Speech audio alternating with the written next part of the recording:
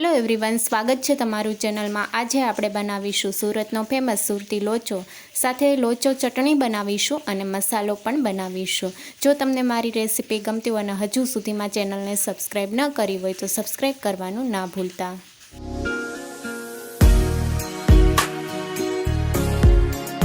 લોચો બનાવવા માટે દાળનું પ્રમાણ જોઈ લઈશું। 1 કપ ચણાની દાળ લીધી છે, સાથે 4 મોટી ચમચી અડદની દાળ અને 4 મોટી ચમચી પૌવા લીધા છે। 1 કપ ચણાની દાળ સાથે આપણે 4 ચમચી જેટલી જ દાળ લેવાની છે અડદની, વધારે નથી લેવાની। મિક્સિંગ બાઉલમાં બંને દાળ મિક્સ કરી લઈશું। 1 કપ ચણાની દાળ સાથે 4 મોટી ચમચી અડદની દાળ મિક્સ કરી લઈશું। પૌવાને આપણે અત્યારે નથી પલાળવાના, પૌવા પલળતા બહુ વધારે સમય નથી લાગતો, એટલે અત્યારે આપણે બંને દાળ પલાળી લઈશું। દાળને 2 થી 3 પાણીએ વોશ કરી લઈશું। બધું પાણી કાઢી લીધું છે। હવે દાળમાં પાણી ઉમેરશું અને દાળને 4 થી 5 કલાક માટે પલાળવાની છે, જેથી દાળ ફૂલી જશે। ઢાંકણ ઢાંકીને 4 થી 5 કલાક માટે મૂકી દઈશું।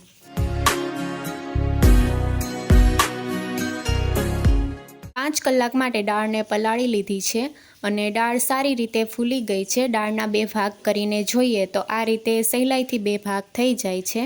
હવે દાળમાંથી બધું જ પાણી કાઢી લઈશું અને પૌવાને અડધી કલાક પહેલાં પલાળી લીધા છે અને પૌવા પણ એકદમ સોફ્ટ થઈ ગયા છે। હવે દાળ અને પૌવા બંને આપણે મિક્સર જારમાં ઉમેરી દઈશું। તો દાળમાં આપણે પાણી બધું જ કાઢી લીધું છે, આ રીતે દાળ ઉમેરી દઈશું। સાથે 1/4 કપ પૌવા એટલે કે 4 મોટી ચમચી જેટલા પલાળેલા પૌવા ઉમેર્યા છે અને 1/4 કપ ખાટું દહીં લેવાનું છે। દહીં ખાટું લેવાથી આથો આવવાની પ્રોસેસ ઝડપથી થાય છે। 1/4 કપ જેટલું પાણી ઉમેરીને હવે એકદમ સ્મૂથ બેટર તૈયાર કરી લઈશું।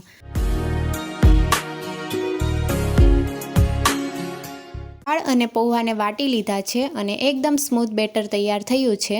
દાળના મોટા કણ ન રહેવા જોઈએ એ વાતનું ધ્યાન રાખવું અને બેટર તમે જોઈ શકો છો, આ રીતનું એકદમ સ્મૂથ બેટર તૈયાર થયું છે। દાળનું બેટર મિક્સિંગ બાઉલમાં કાઢી લીધું છે અને હવે આખામાં આ રીતે સ્પ્રેડ કરી લઈશું અને 4 થી 5 કલાક માટે ઢાંકણ ઢાંકીને મૂકી દઈશું, જેથી આથો આવી જશે।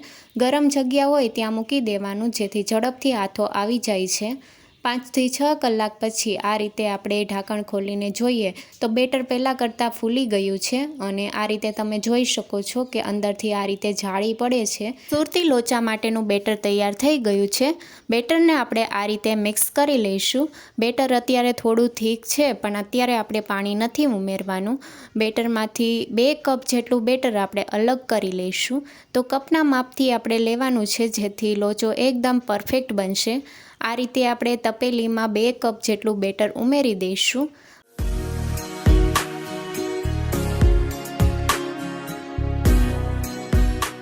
સુરતી લોચા માટેના બેટરમાં આપણે મસાલા કરવાના છે। 1 ચમચી આદુ મરચાંની પેસ્ટ, તીખાશ તમે તમારા ટેસ્ટ મુજબ ઓછી વધારે કરી શકો છો।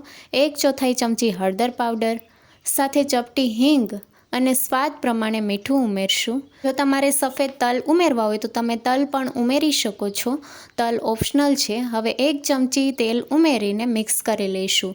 બેટરમાં બધા મસાલા ઉમેરી દીધા છે અને બેટરમાં મસાલાને સારી રીતે મિક્સ કરી લઈશું। તો આ રીતે તમે જોઈ શકો છો બેટરમાં મસાલા મિક્સ થઈ ગયા છે। હવે સુરતી લોચામાં પાણી કેટલા પ્રમાણે ઉમેરવું તો તેનું માપ જોઈ લઈશું।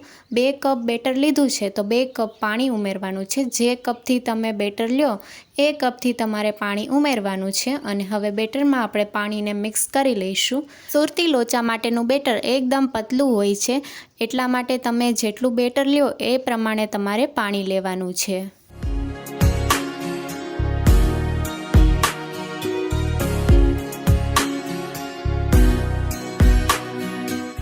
લોચા માટેનું બેટર તૈયાર થઈ ગયું છે અને બેટરની કન્સિસ્ટન્સી તમે જોઈ શકો છો, ચમચામાંથી આ રીતે પડે એ રીતનું હોવું જોઈએ।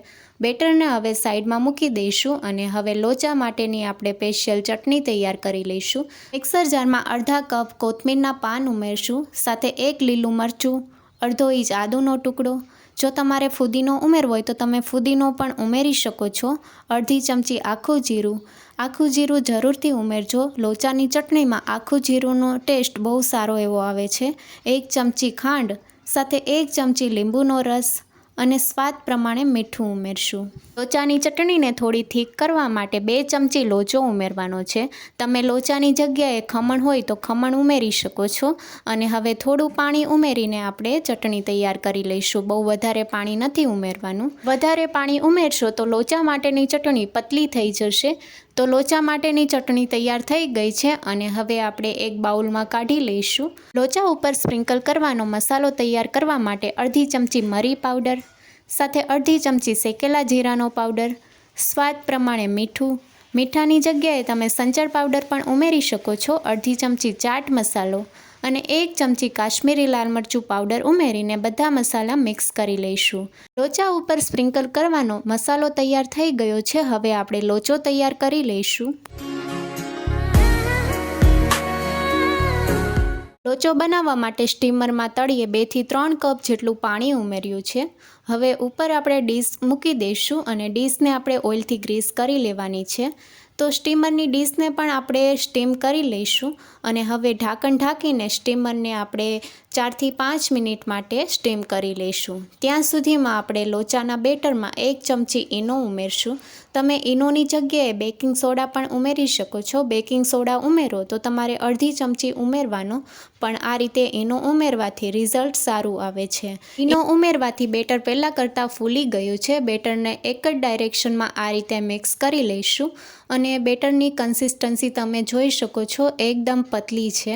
આ રીતનું બેટર હોવું જોઈએ.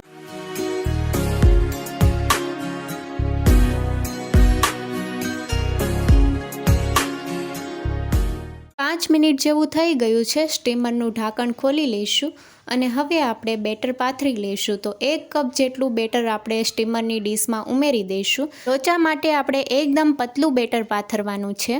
ઉપરથી આપણે મરી પાવડર સ્પ્રિંકલ કરીશું અને સાથે આપણે કાશ્મીરી લાલ મરચું પાવડર પણ થોડું સ્પ્રિંકલ કરી દઈશું અને હવે ઢાંકણ ઢાંકીને મીડિયમ ગેસની ફ્લેમ ઉપર 10 થી 12 મિનિટ માટે થવા દઈશું. લગભગ 10 મિનિટ જેવું થઈ ગયું છે. લોચાને આપણે ચેક કરી લઈશું. તો નાઈફની મદદથી આ રીતે જોઈ લઈશું. નાઈફ એકદમ ક્લીન આવે છે. લોચો તૈયાર થઈ ગયો છે. પ્લેટને આપણે નીચે ઉતારી લઈશું અને ગરમા ગરમ લોચો સર્વ કરીશું. તવીથાની મદદથી લોચાને એક પ્લેટમાં કાઢી લઈશું. તમે જોઈ શકો છો પરફેક્ટલી સ્ટીમ થયા પછી પણ એકદમ ઢીલો લોચો તૈયાર થયો છે. લોચાને સર્વ કરવા માટે ઉપરથી 1 ચમચી મેલ્ટેડ બટર ઉમેરશું, સાથે લોચો મસાલો ઉમેરશું અને ઝીણી કાપેલી ડુંગળી સાથે થોડી ઝીણી સેવ ઉમેરવાની છે અને ગ્રીન ચટણી સાથે લોચાને સર્વ કરીશું. બહાર મળે તેવો સુરતી લોચો તૈયાર છે. નવી રેસીપી જોવા માટે ચેનલને લાઇક, શેર અને સબસ્ક્રાઈબ કરો. Thank you for watching.